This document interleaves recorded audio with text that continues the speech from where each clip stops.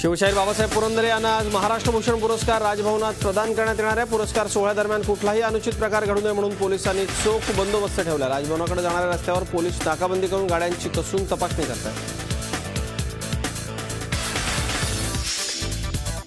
शिवशाहीर बाबासाहेब पुरंदरे यांना जाहीर झालेल्या महाराष्ट्र भूषण पुरस्काराच्या विरोधात भूमिका घेणाऱ्या शरद पवारांचा मनसेने निषेध केला। मुंबईत भारतमाता थिएटर चौकात मनसेच्या वतीनं आंदोलन करण्यात आलं। पवारांविरोधात घोषणाबाजी करत त्यांच्या प्रतिकात्मक पुतळ्याचं दहन करण्यात आलं। यावेळी पोलिसांनी आंदोलक मनसेच्या कार्यकर्त्यांना ताब्यात घेतलं।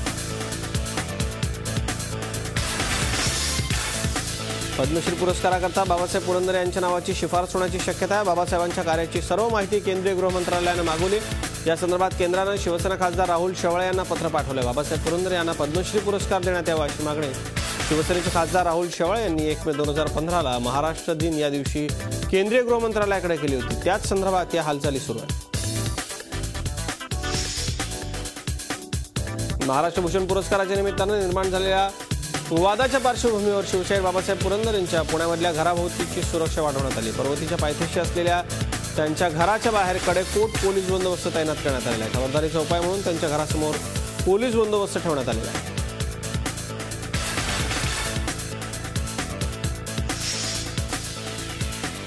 चीनमधल्या सरकारी माध्यमात भारताविषयी एक लेख छापण्यात आला। लेखात भारताला जगात फॅक्टरीच्या रूपात विकास करायला पाहिजे असं म्हटलंय। चीनमधल्या आर्थिक मंदीमुळे कंपन्या भारतात जातील असंही या लेखात म्हणण्यात आलं।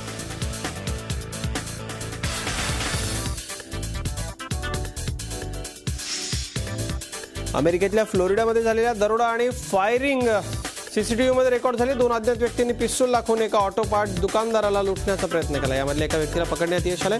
दुसरा व्यक्ती मात्र फरार झाला।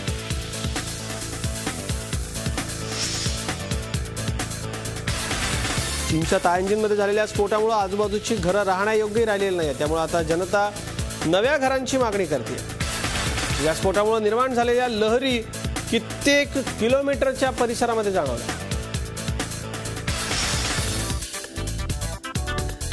सिरियामधल्या यादी युद्धात चोरी आणि उद्ध्वस्त झालेल्या प्राचीन अवशेषांना राजधानी दामेश्कमध्ये जमा करण्यात आलेल्या आहे। ISISच्या दहशतवाद्यांनी अनेक प्राचीन इमारती उद्ध्वस्त केल्या जातात। या अवशेषांना जपून ठेवण्याचा प्रयत्न केला जातो।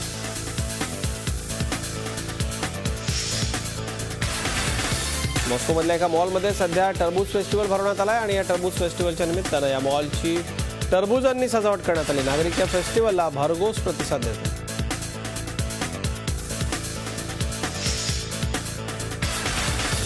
दहशतवादी गट ISISनं एक व्हिडिओ जारी केला। या व्हिडिओमध्ये ISISनं टर्कीच्या जनतेला राष्ट्रपती तय्यप एर्दोगन यांच्या विरोधात बंडखोरी करण्याकरता चिथावणी दिली। ISISनं राष्ट्रपती एर्दोगन यांना गद्दार म्हटले।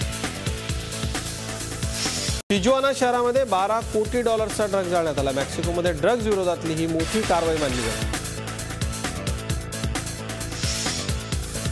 रशियाचे राष्ट्रपती व्लादिमीर पुतिन यांनी समुद्राचा तळ पाहण्याकरता सबमर्सिबल व्हेकलद्वारे डीप उडी घेतली। पुतिन क्रिमियाजवळच्या ब्लॅक सीमध्ये उतरले आणि 11व्या शतकात बुडालेल्या जहाजाचे अवशेष त्यांनी बघितले। बँकॉकमध्ये झालेल्या बॉम्बस्फोटातल्या संशयितांचा शोध सुरू आहे। सीसीटीव्हीमध्ये एक संशयित व्यक्ती आढळून आली। या स्फोटामध्ये 22 नागरिकांचा मृत्यू झाला।